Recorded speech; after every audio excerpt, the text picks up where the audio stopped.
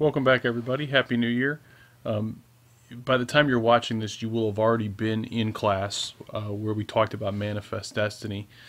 And at the end of our conversation around manifest destiny, we talk about the process through which Texas becomes an independent country. So this story about the Mexican-American War picks up at that point. And it's important that you understand that background context before you watch this. Make sure that you've watched this and taken notes before class, our third class of the week, which will probably be Thursday. If there's some sort of snow day, it would be Friday. But that'll be when we go over this and talk about it. So make sure that you've watched it and taken notes by then. The tale of the Mexican-American War is really a story about President James K. Polk. Polk was a Democrat. He was from Tennessee. He was pretty much a mystery when he became president. He was not super well known as a politician.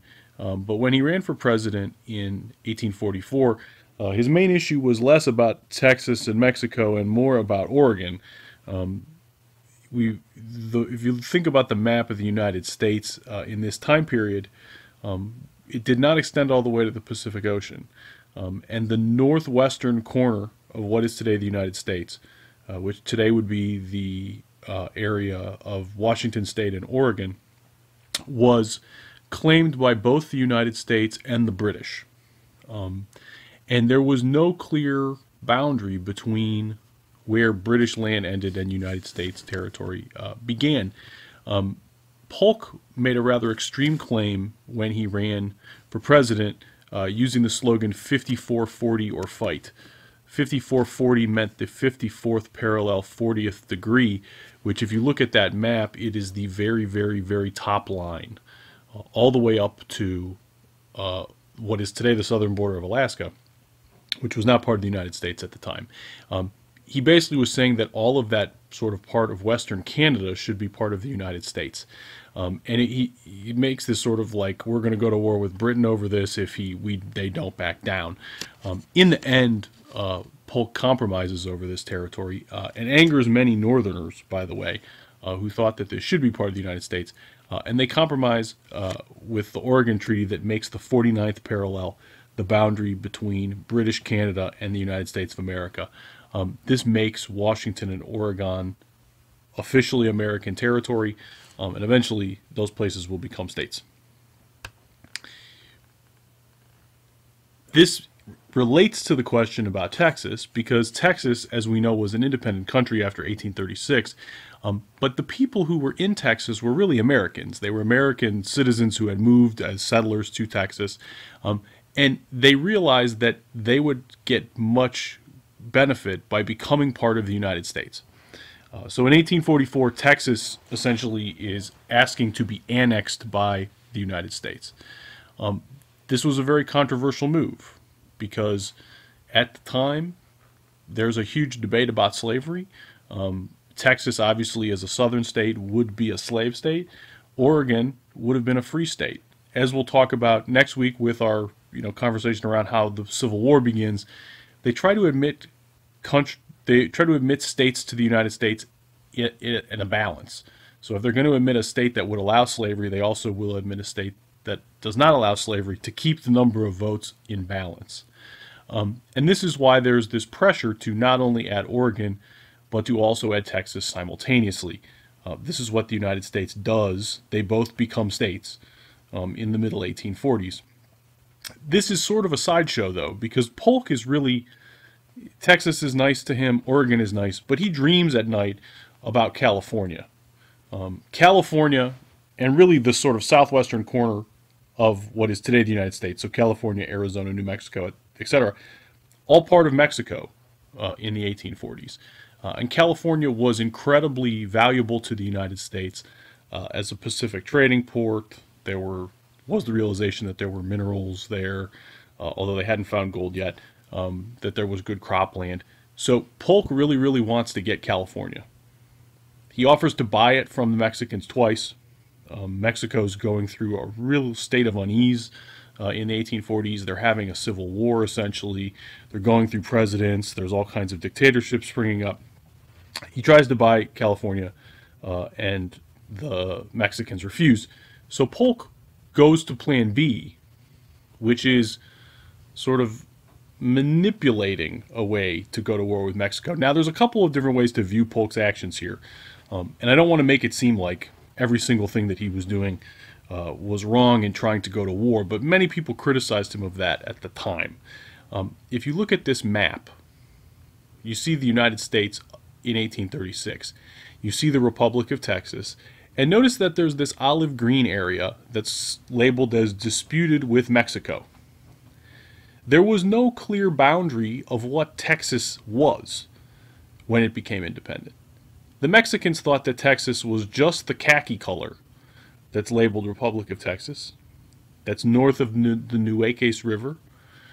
The Texans claimed that they controlled all of the land north of the Rio Grande, which would be all of the land that's labeled in this video or in this map in olive green.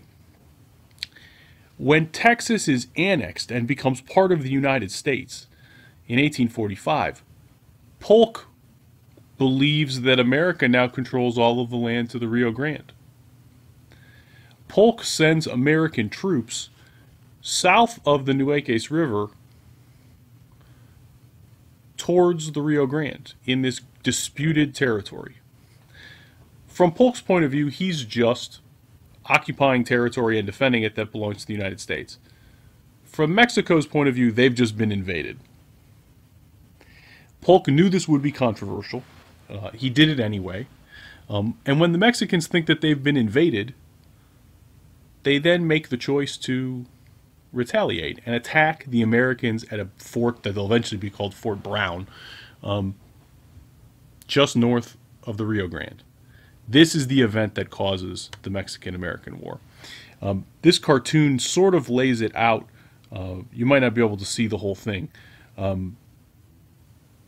Polk essentially sends the Americans out to sort of scout ahead and occupy this land. The Mexicans feel like that's an invasion, and this is what causes the war. When American soldiers are killed on this land that's claimed by Mexico and by the United States, we say the Mexicans have invaded our territory, killed Americans, and we use that as the reason to go to war. This is an incredibly contentious event in 1846. There are many, many, many dissenters, including most members of the Whig Party, which is the second big political party at the time, including a young congressman from Illinois called Abraham Lincoln, who speaks up very vocally about why the Mexican-American War is wrong and was fought for unjust reasons. This war is a war that there's not a whole ton of things to talk about in terms of how the war was actually fought. The before and after is really much more interesting. American settlers who had moved to California, see the opportunity to become independent just like Texas was. And the reason that there's a bear on the California flag is because when the Mexican-American War begins, people in Sonoma, California, launch what's called the Bear Flag Revolt, declare themselves an independent country from Mexico, excuse me. Eventually the Americans will come in and back them up, and they'll just become part of the United States. But the fighting that goes on in California during the Mexican-American War is based around this concept of the Bear Flag Revolt, which is why California has a bear on its flag today, because it was sort of for a very brief period of time thought of as, considered itself an independent country. The war takes longer than expected. It took almost 2 years. There was a huge sense of racial superiority on the part of the United States in this war. They thought that because Mexicans were not white, that it would just be easy to defeat them. Mexico, like I said, was going through a civil war. There was a lot of sort of controversy and chaos, which we're not going to get into, but if you have questions, we can talk about it during class. But America, it actually takes us much longer than we thought to defeat Mexico during this war. The war officially ends when two American generals, Zachary Taylor, who will eventually become president, and Winfield Scott, who would have become president had he not died after the war, invaded the city of Veracruz, which is a town on Mexico's Caribbean coast, and they marched through and captured Mexico City. And when Mexico City is captured, the Mexicans decide to give up and ask for peace. This is sort of in late 1847. So the fighting takes about a year and a half, and then there'll be a peace treaty. The treaty between Mexico and the United States is signed at Guadalupe, Hidalgo. So it's called the Treaty of Guadalupe, Hidalgo. If you look at the map, everything you see outlined in red becomes part of the United States as a result of the Treaty of Guadalupe, Hidalgo.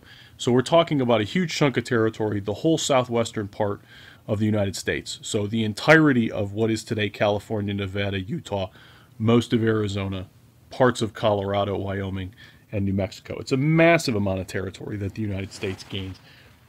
There was a huge debate in America at the time as to whether or not we should take more. There was an amendment in the Senate to take the entire northern half of what is today Mexico.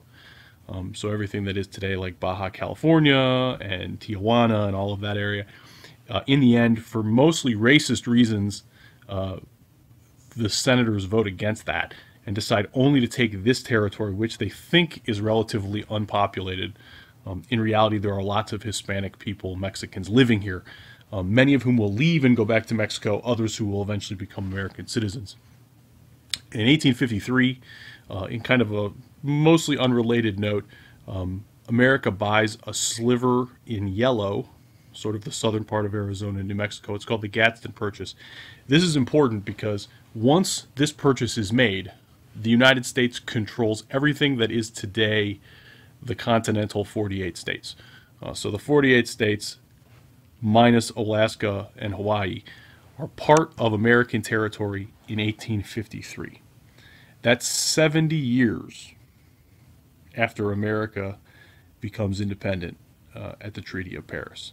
So in essentially one person's lifetime, the United States goes from the territory east of the Mississippi River to being an empire, a country that extends all the way to the Pacific Ocean. You can understand why after the Mexican-American War, Americans felt very confident in this idea of manifest destiny. What we're going to find out next week is that manifest destiny has a very ugly side to it in America. Namely, it causes significant tension around the question of slavery. And many people argue that it was manifest destiny that eventually leads into being the primary cause of the Civil War. That'll be what we talk about next week. Please make sure if you have questions that you've thought about them, you've written them down, because we'll be discussing this in class either on Thursday or Friday. Thanks.